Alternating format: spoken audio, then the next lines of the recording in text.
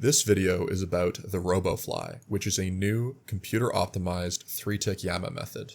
This method is optimized for duo, but there's a solo variant as well, which I'll include at the end. A recursive search algorithm was used to find all valid possible solutions, create a list of them, and then rank order them based mostly on which would be easiest to execute. This was a really fun and challenging data science project, and I think the results show that there's a lot of potential for using computer-optimized methods in the future. This video is mostly discussion on how this method was optimized, but if you just want to see the method itself, you can use the chapters to skip to that.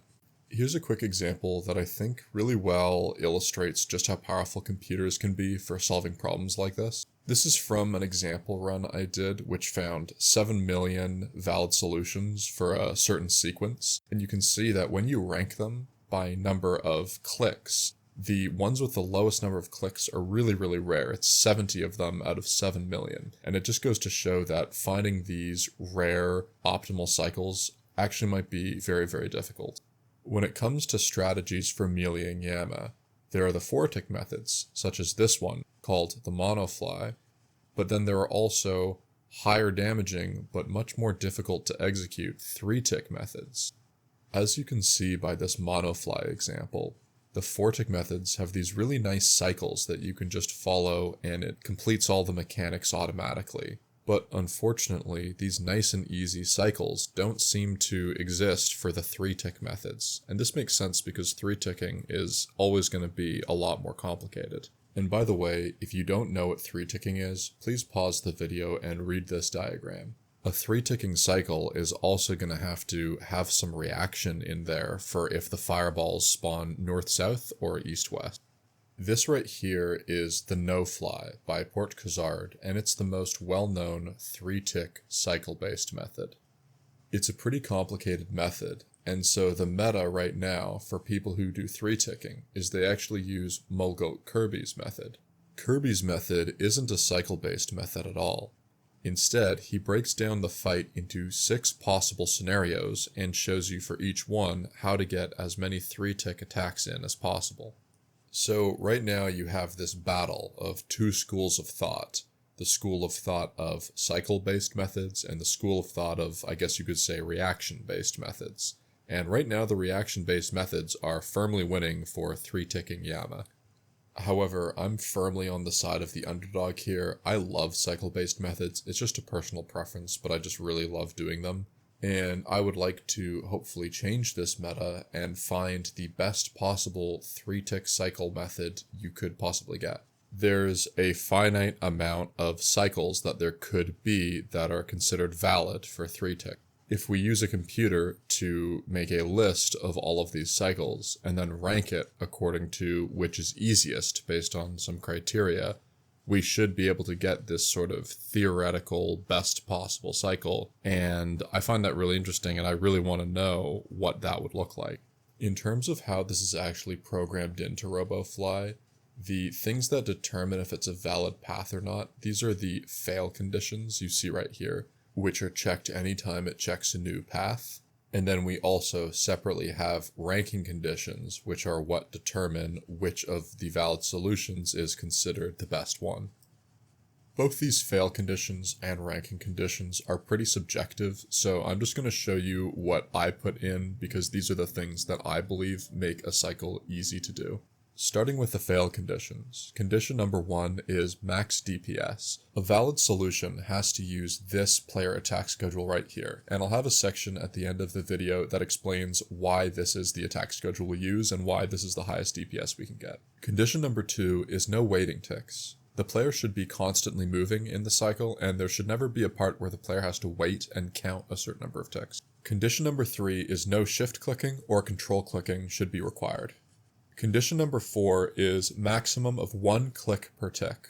This basically just means that a tick that we do a gear change cannot also require us to do a movement, so you never have to do 2 clicks in 1 tick. And this is a really important one, by the way. This might be the most important one for making the cycle easy to pull off. Condition number 5 is only 1 tile difference between fireball variants. Here's a diagram showing what I mean by this. This refers to how there does have to be a part in the cycle where you click on one tile if the fireballs are vertical, or another tile if they're horizontal. You do have to react, but I want the tick after that reaction to be the same tile no matter what. Condition number 6 is maximum time to react. This just means that the tick that the player actually does have to click to react to the fireballs is the latest possible tick, giving them maximum time to react to this. And condition number 7 is you can't reuse the same tile marker, because I think this can lead to confusion and people forgetting what part of the cycle they're in. So that concludes the fail conditions, and as a reminder, these are all the conditions that every valid solution has to satisfy in order to make it into our final list, which we will then sort. The sorting or ranking conditions are as follows. The ranking condition with the highest priority is we prefer cycles that have less total clicks required than cycles that have more total clicks required. The ranking condition with the second highest priority is we want these clicks to be as spread apart throughout the cycle as possible to give the player a little bit of breathing room between clicks. The next ranking condition is spread out tile markers. This one's very subjective because if you have spread out tile markers, you avoid having big clumps where you might not know which one you're pathing to next, you might forget. It's a lot easier to follow a line. However, when you have a line that goes around the boss, then you have to move your camera a lot throughout the cycle, and some people don't like that. The last ranking condition is having cycles that repeat. This is a bit much to get into, but Yama has some repetition in its cycles and the way it does its mechanics. So if we can have our cycle have repetition in it as well, that makes it a lot easier to learn and memorize. So with all those conditions in mind, let's take a look at ROBOFLY, which is the solution that ranked the highest. Here are the tile markers for the Duo version of ROBOFLY. Note that it is mirrored on the diagonal axis, so once you're done with the left side and you move on to the right side, it's the exact same thing. The tile markers are labeled with all the information you need to do the cycle. Here is the path you follow for the left side of the tiles, then you do this intermission, then you do this path for the right side of the tiles, then you do the second intermission, and then you repeat. These are the tiles for whoever is hosting the instance. The non-host has mirrored tiles because the fireballs are a little different for the non-host, and then the second intermission for the non-host is also slightly different in order to deal with the waves properly. Let's take a look at a duo kill using ROBOFLY.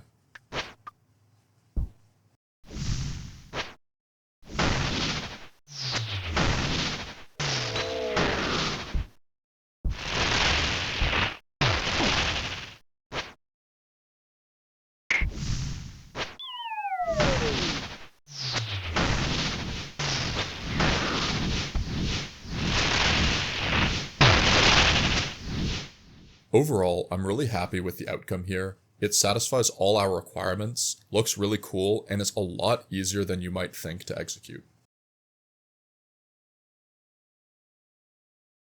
We spawn and start at the 0 tile, then we go to 1A, and then 1B. Once we reach 1B, we click on boss, we click 2A. The fireballs are horizontal, so we go for the green tiles, swap to Emberlight, go to tile 3, swap to Scythe, hit boss again, click the second green tile because the first one was green.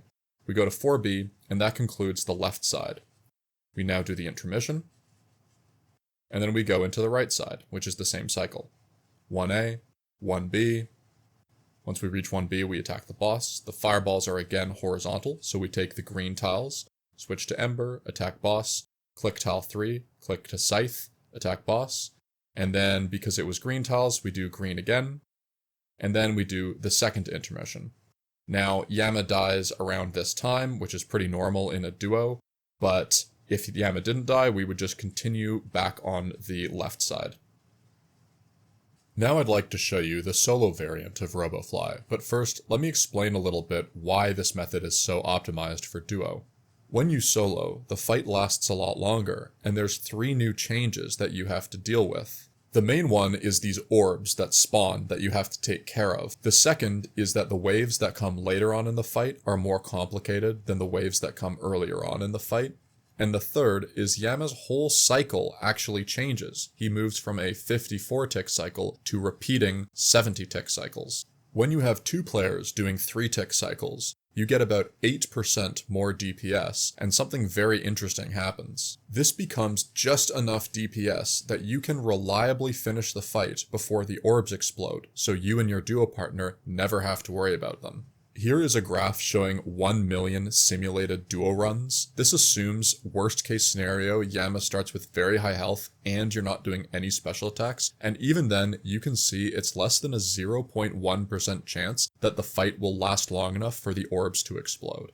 This is not always the case when doing 4-ticking, as your damage isn't enough to guarantee that the orbs won't be an issue. However, if you do want to solo with this method, we have to make a few small adjustments for this to work. The first is we slightly adjust these 3 intermission tiles so that they don't just deal with the first wave, but the more complex ones as well. And the second change is after you go around Yama once, you do the left side, then the right side. From that point on, you have to do the left side, then a special wave and orb cycle, and then the right side. So it goes from a 2-part method, and then every part after that is 3 parts. Let's take a look at a full example of a solo kill using this method.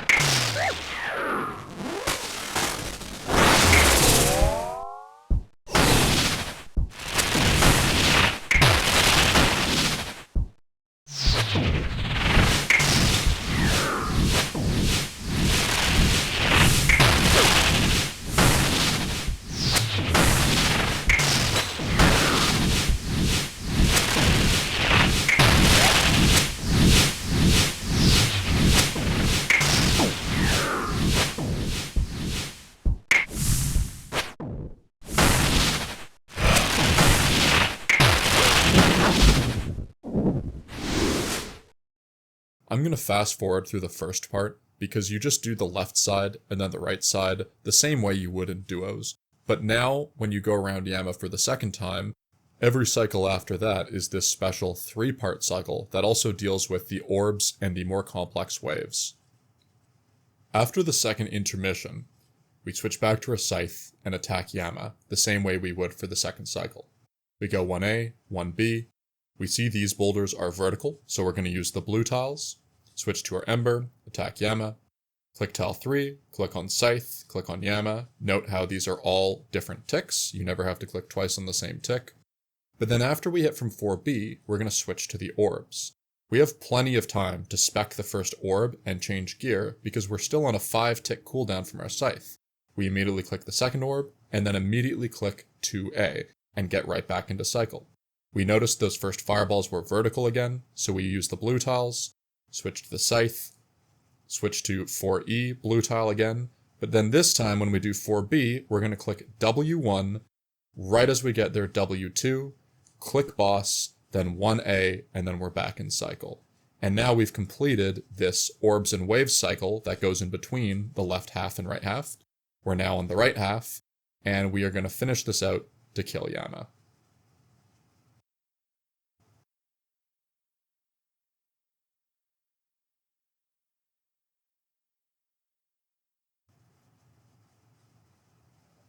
We do the intermission as normal. And note that every cycle from now on, theoretically if the fight were to go on forever, or if you had really bad gear or something, you would just do this 3-part cycle over and over forever. It can be done infinitely at this point. But Yama's about to die. I believe one more scythe hit after this. And that concludes the solo method. I think the solo method looks really cool, and it's one of the most fun methods to do that I've ever done in OSRS. Once again, it's a lot easier than it looks. The fail condition of only having to do 1 click per tick helps so much. So that concludes the main portions of ROBOFLY. I hope you found this interesting, and I hope, if anything, this inspires others to pursue computer-optimized methods in the future, because I think there's a lot of potential here, especially as new bosses are released that are much more complex.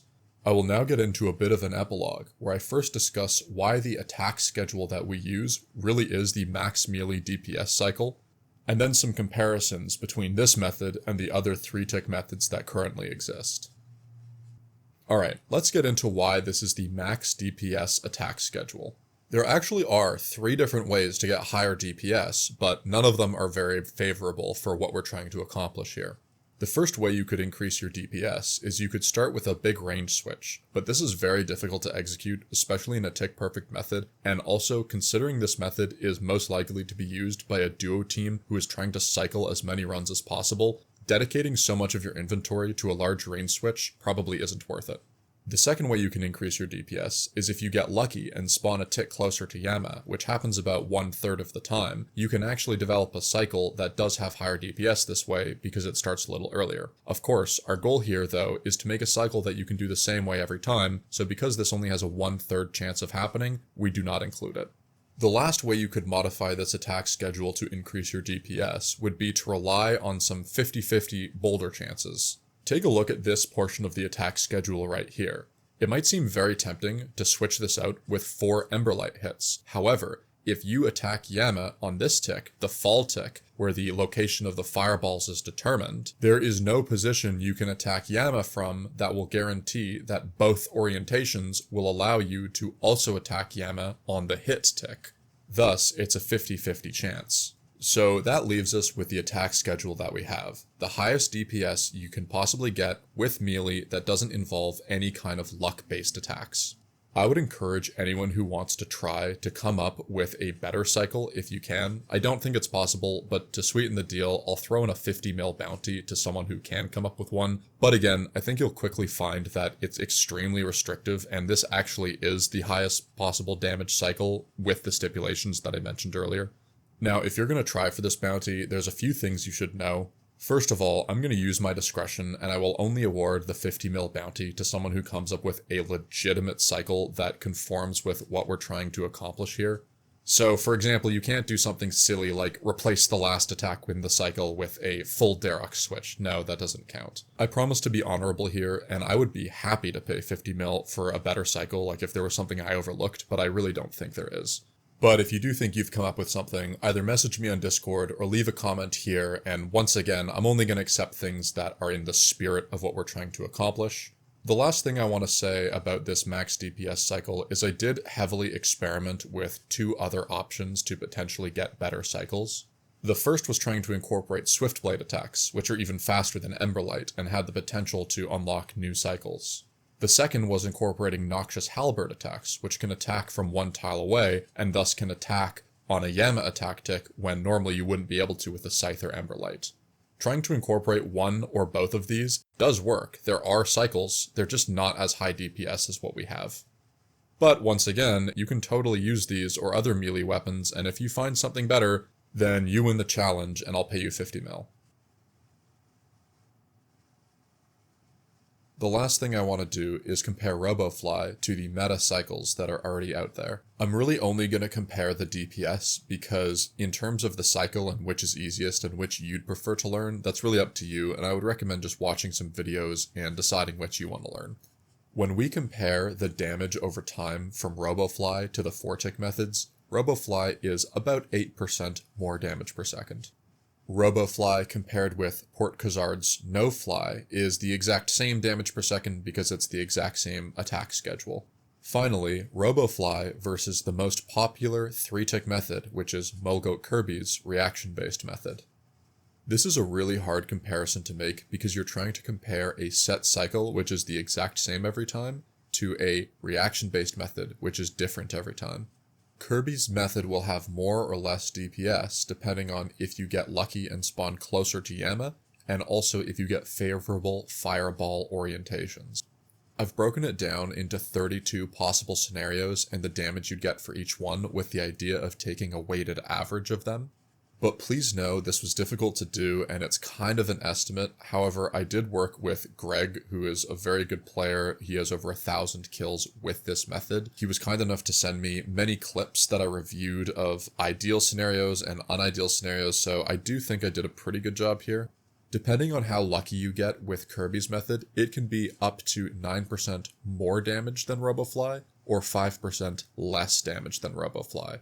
The scenarios where you get much more damage than ROBOFLY are pretty rare because they involve spawning a tick closer to Yama, which is only a 1 in 3 chance. However, this does contribute a lot to the weighted average, and overall, when you look at the weighted average graph, Kirby's method is about 1.5% more DPS on average than ROBOFLY.